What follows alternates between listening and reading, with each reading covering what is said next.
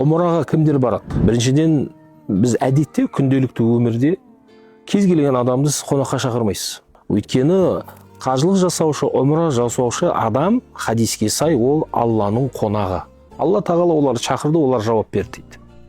Және басқа деректерде, хадистерде келгендей, бұл Ибрахим алейхиссаламға Алла тағала Құранда келгендей адамдарды қажылыққа шақырды бұйырды ғой. Сол кезде Ибрахим алейхиссалам осыдан 4500 жыл бұрын адамдарды шақырды.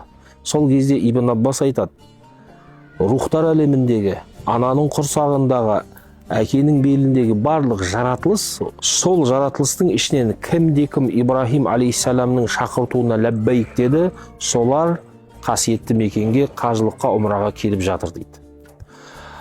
Ал бірақ қажылыққа, омраға баратын адамды біз ешқандай критерийлермен, өлшемдермен айта алмаймыз. Мына адам. Өйткені Алла тағалаға біздің сыртқы келбетіміз, сыртқы формамыз емес, біздің жан дүниеміз мәлім. Адамдарға бұл мәлім дүние емес. Біреудің жан дүниесіне бізге доступ жоқ. Оның ықыласы, ниеті, бәлкім оның арғы аталарында біреу дұға қылды. Менің ұрпағымды Алла, менің аңсаған қасиетті мекенге барғым келген жерге мен бара алмадым, менің ұрпағым барсын деді. Соның ұрпағының бірі сол бір дұғалары қабыл болып кетті.